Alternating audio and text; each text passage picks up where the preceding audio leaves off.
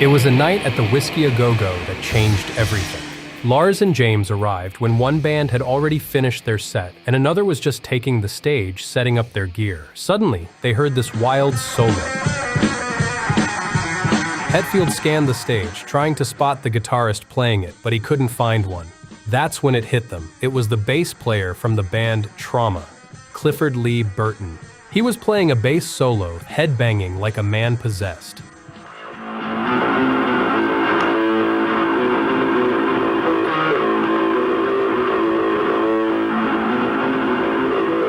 That was the moment Lars and James looked at each other and said, "We have to get this guy into Metallica."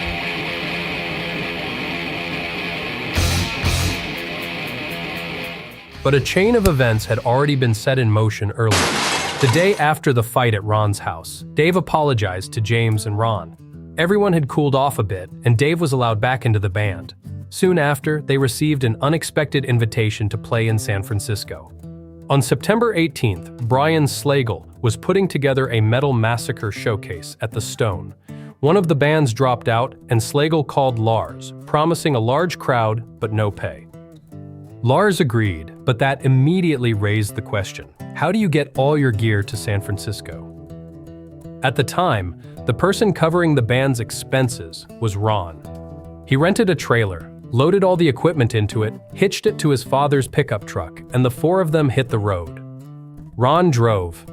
The rest sat in the back, drinking and partying. Ron was becoming increasingly fed up with the guys' behavior. They were constantly throwing drunken parties at his house. His belongings started going missing. Eventually, one of Dave's friends stole Ron's Ibanez bass. On the road, Ron paid for gas, the trailer rental, hotels, and booze. When he asked why he was paying for everything, the guys told him to stop being such a buzzkill, and then he'd hear insults about himself behind his back. Ron felt unappreciated, but he still tried to keep the band together. That night at the Stone, a glam rock band was playing when they arrived. What was strange was that half the audience was sitting on the floor with their backs turned to the stage. The local crowd was brutal. If you weren't cool, they made it very clear you should get out. But Metallica's set turned into a total triumph. When they started playing, the crowd exploded. The audience went wild with the band, screaming every lyric along with James. The band themselves were shocked. This was the first time they had played in front of real fans. Since the No Life Till Leather tapes had been mailed out, copies were spreading at an insane speed. Soon, they were everywhere. Los Angeles crowds were cold toward heavy music. Glam ruled the scene, but San Francisco was different.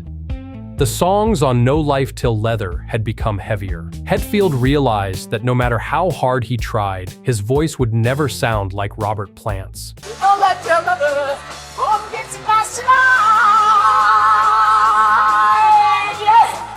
So instead, he began barking out every line with raw animal rage. Hear the cry of war louder than before, with the sword in hand, to this lonely land, for she meant to stress on this frightening night, bottom to your knees for the venom blow. It completely changed how their music came across. Metallica returned to San Francisco a month later to repeat their success. By then, Lars had already told Brian Slagel he was looking for a new bass player. He and James were tired of Ron's constant frustration. Around that time, Slagel was organizing a similar Metal Massacre showcase in Los Angeles at the Whiskey A Go-Go, featuring bands from San Francisco. One of the bands on Metal Massacre 2 was Trauma. Slagel suggested Lars go check out their bass player. Lars and James were blown away by Cliff's playing, but that night they didn't have the nerve to approach him. The next time they saw Trauma play, Lars finally made the offer saying, "We're looking for a bass player and we think you'd really fit in, because you're a big psycho." Cliff turned them down, saying he hated Los Angeles. Still, they exchanged phone numbers. From that point on, Lars and James constantly tried to cross paths with Cliff whenever Trauma played in LA, and invited him to Metallica shows whenever they played in San Francisco. On November 29th, Metallica returned to San Francisco to play the Old Waldorf. Cliff was there too, partying in the crowd. After the show, a large group of friends headed to a motel party. Lars got extremely drunk. From inside the room, people could hear him blurting out that once they got back to Los Angeles, they were going to get rid of Ron. Ron was in the room when this was said. The next day, Metallica played at Mabuhay Gardens, their last show with this lineup. On the drive back to Los Angeles, Dave, James, and Lars got drunk again. Ron was driving as usual, while the drunken crew kept pounding on the windows, forcing Ron to pull over so they could relieve themselves. At one of these stops, he suddenly saw Lars lying on the highway, stretched out across the double yellow lines. That's when Ron thought, "F this shit." At the next rehearsal, Ron discovered his Washburn bass no longer worked. Dave had poured beer into the pickups the day before. That pushed Ron over the edge. He shouted, "Get the f*** out of my house!" Then he turned to James and said, "I'm sorry, James, but you have to go too."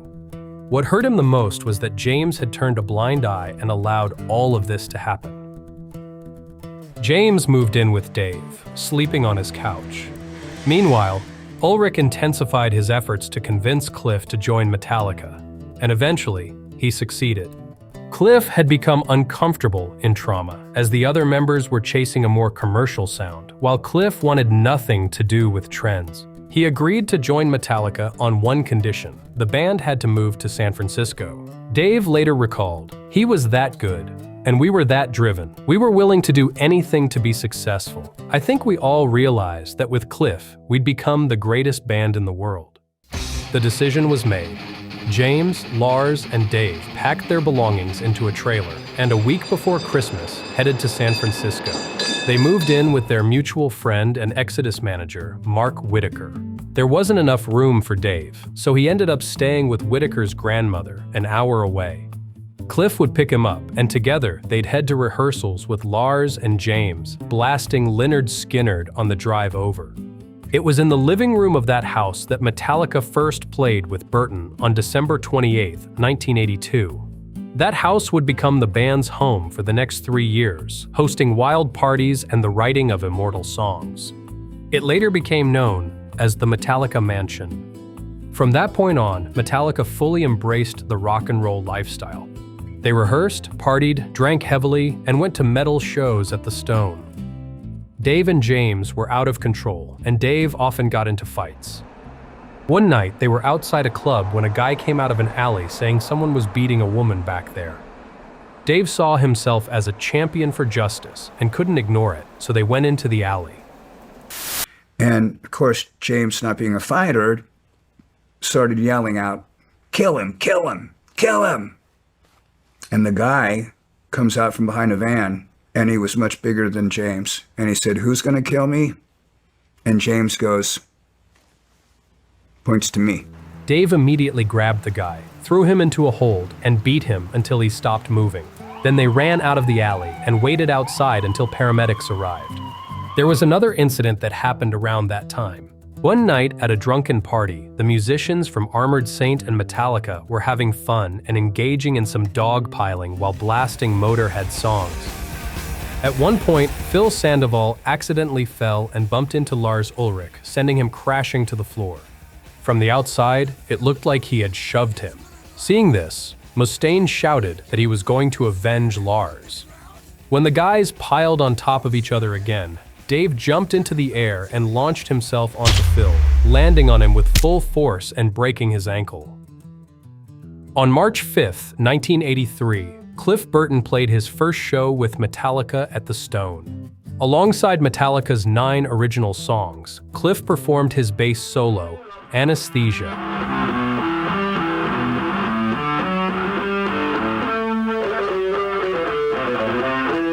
They had plenty of material and constantly talked about recording an album, but none of them had the money. Studios quoted prices around $10,000, which was a fortune at the time. Lars asked Slagel to invest, but he didn't have that kind of money either.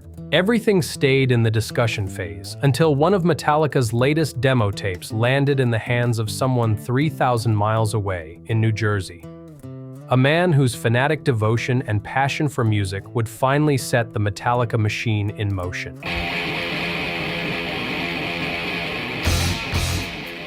It's just they try to do it the chicken way, you know. They tried to Quit. to make me quit. So it just got to the point where I was getting the feeling that they didn't want me anyway. So I just told them to get out.